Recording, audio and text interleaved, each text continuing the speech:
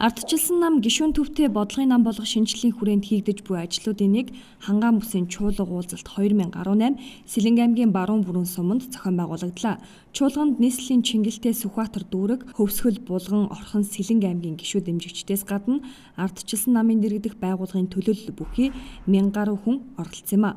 Монгол орноо бүсчлэн хувааж анхан дунд шатны гишүүд дэмжигчдийн чадах оролцоог сайжруулах зорилгоор эхлүүлсэн Хангаан бүсийн чуулга уулзалтанд оролцогчид Монгол улсын эдийн засгийн өнөөгийн байдал болоод улсын их хурлдах ардчилсан намын бүлгийн үйл ажиллагаа, ардчилсан намын үзэл баримтлалын танилцуулга, орон нутгийн хөгжил, сорилт, олон улсын туршлага, улс төрийн манлайлал ба багаар ажиллах, удирдлага зэрэг өргөн сэдвийн хүрээний сургалтанд хамрагдсан зэрэгцээ сэтэл санаа манлайлал тэмцээнд оюун ухаанаас сорж, спорт урлагийн наадамд хурд хүч, авиас чадвараараа өрсөлдсөн юм а. Монгол орны нийгэм эдийн засгийн хөгжлийг ингээд бүсээр наваад харах юм бол ер нь дэд үтэц эдийн засаг хүн амын төвлөрөл гэх юм уу одоо ингээд бүх зүйл нь бол одоо төвөөсөө зүүн тийшээгээ төвлөрсөн. Одоо зүүн аймагуд буюу одоо зүүн өмнөд аймаг Дорногой, Говьсанбар тийм ээ одоо Дархан, Сэлэнг гэсэн юм аймагуудад бол гол төвлөрөл явдаг төмөр замаад байгаад. За Хангаан бүсийн аймагуудаас бол Сэлэнгээс бусд нь бол үндсэндээ одоо дид үтс бас тэр болгон одоо юу гэдэг нь тодорхой төвшөнд хүртлээ хөгжиж чадаагүй. Эдийн засгийн бааз суурч гэсэн тийм сайн бэхжиж амжаагүй. За Орхон, Сэлэнг аймагуудын хувьд бол харьцангуй Хангаан бүсийн бусад аймагууд бол харьцангуй гайгүй. Ийм одоо тийм заримдаг гэх юм уу да. Ийм л одоо хөгжлийн одоо байдалтай байгаа аймагуд л да. Тэгэхээр энийг бол цаашдаа Хангаан бүсийн одоо аймагуд бол хөгжих бүрэн боломжтой. Байгаль цаг агаарын их боломжтой нөхцөл. За тэгээд газар тариалан хөдөө аж ахуй хөгжүүлэх боломж. За мөн одоо уул уурхай газрын одоо ашигт малтмалаа үр дүнтэй зөв ашиглах тийм ээ. Тэгээд цаашаага одоо энэ олон долгуурт эдийн засгийн зөв бодлого явуулах юм бол Хангаан бүсийн аймагуд бол бүрэн хөгжих боломжтой гэж харж байна. Хангаан бүсийн намын чуулган бараг сүүлийнх нь болж байна. 2 дахь жилдээ үргэлжилж байна.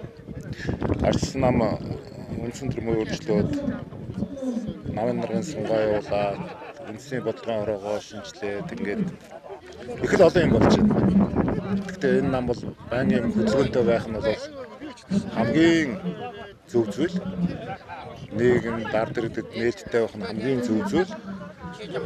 Ер нь бол намын гишүүд, намын дэмжигчид ингээд бүсээрээ цугулж уулзаад өөрсдийнхөө үзэл баримтлал, бодлого чиглэлээ нэг хамтарч ярилцаад цаастынхаа зорилгыг тодорхойлоод явдаг нь бол манай нам жишг болчлоо л доо. Энийг бол би зөв зөвтэй зүйл гэж харж байгаа. Ер нь бол бид нар цаашдаа энэ улс орныхоо улс төрний эдийн засгийн нөхцөл байдлыг тооцсон ч гэсэн намын шинжилгээг зөвхөн ардчилсан намд биш бүх намд шаардаад байгаа.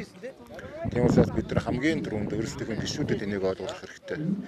Мэдээж улс орны хувь заяа улс төрийн идэвхтэй хэсгээс хамаарч явдаг нийгэмд.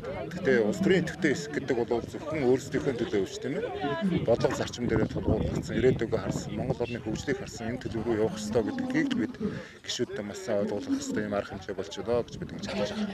Хангаан бүсийн чуулга уулзалтын үеэр оролцогч аймагуд тулгамдсан асуудлуудаа хэлэлцэж, санал бодлоо солилцсон, тухайлбал Сэлэнг аймгийнхан үйлдвэрлэлийн бодлого өгүүлэгдэж байгааг онцоллоо. Сэлэнгийнхэн газар тариалан эрхлэхээс гадна жижиг дунд үйлдвэрлэл эрхлэлтээр улсдаа тэргүүлдэг гэвч сүүлийн 2 жилийн хугацаанд тус аймгийн жижиг дунд үйлдвэр зогсон байдалд орсныг хэлж байна. Сэлэнг аймагт бол бүтээн байгуулалтын ажлууд бол үнэндээ өмнөх засгийн үед гэж ярих да тий. 2012-аас 16 оны үед бол хизээч байгаагүйгээр их бүтээн байгуулалт явагдсан байдаг. Ялангуяа одоо энэ зам тий одоо хөдөр сум хүртэл засмал зам тавьсан. Ер нь засмал хатуу очлоо замаас гадна тэр томоохон гүүрүүд том бүтээн байгуулалтууд шүү дээ. Гэх мэтчилгээр их маш их бүтээн байгуулалтууд Сэлэнг аймагт явагдсан. Боловч 16 оноос хойш өнөөдөр ингээд баг дараагийн засаг гараад ингээд 3 дахь жил руугаа орж яхад бол миний нүдэнд л хувийн хувьд чилсэн бусад хүмүүс сэлэнгчүүдийнхаа энэ бодол санааг ингээд харж яхад чилсэн төлөөлөд хэлсэн ч байсан. Ер нь бол ямар ч бүтээн байгуулалт явагдаагүй. Ерөөсөө яг тийм зогсон байдалтай л харагдаж байна. Сэлэнг аймгийн иргэд бол бусад аймагуудын иргэдээс илүү онцгой бас онцлох давуу талууд байдаг. Сэлэнг аймгийн иргэд бол ихэвчлэн баялаг бүтээгч, хөдөлмөрчийн ард түмэн байдаг. Ялангуяа одоо үр тарианы төмс хүнсний ногооны 30% улс орныг хангадаг мөн ногоо тарьж те амьдрал ахуйдаа нэмэр болдог ч юм уу ийм хөдөлмөрч янз бүрийн хүмүүс одоо Сэлэнг аймагт төгөөмөл байдаг. Тэр утгаараа бол өмнөх засгийн үед бол өрх бүрийг үйлдвэрлэгч болгон Монгол хүн 2020 гэсэн энэ концепцийн дагуу бол маш сайхан одоо хэрэгжих боломжтой явж ирсэн. Баялаг үтээгчдийг дэмжиж ирсэн. Ялангуяа энэ баялаг үтээгчдийг бол хязгаарч дэмжихгүй яг шовдор хөгжиг энэ засаг бол ажиллаж байгаа бол Сэлэнг аймагт бол илүү хүнд харагдаж байгаа. Нийт одоо Монгол улс орон даяар бол юм хийж бүтээж байгаа энэ хүмүүс дээр бол ялангуяа манай төр засаг бол шовдор айлын дагуур хөгжиг хандж ийн гэсэн юм яриа манай баялаг үтээгчдийн дунд байдаг. Тэр нь ялангуяа баялаг үтээгч өрхийн үйлдвэрлэгч олонтоо Сэлэнг аймгийн хувьд бол илүү хүнд тусч ийн гэж харддаг. Чуулга уулзалтад оролцогч хөвсгөлчүүдийн зүгээс олон улсын нисэх онгоцны буудалтай болж дэлхийн жишигт нийцсэн үйлчлэгийг үзүүлж аялал жуулчлалыг нэрийн хуудасаа болгох хүсэлтэй. Гэвч энэ бүхнийг иргэдийн нуруун дээр ачаад орхих бус төрийн бодлого бодит дэмжлэг зайлшгүй хэрэгтэй байгааг хэлж ирсэн юм а. Үүний зэрэгцээ хэрээс хэтэрсэн улс төржилт намжрахлын гайгаар ардчилсан намын санаачилсан орон нутгийн иргэдийг орон сууцжуулах, аймагуудыг автозамаар холбох, иргэдэд үйлчлэх төрийн үйлчлэгийг захимжуулсан зэрэг олон ажлыг зогсоосонд орон нутгийн иргэд бухимдалтай байлаа.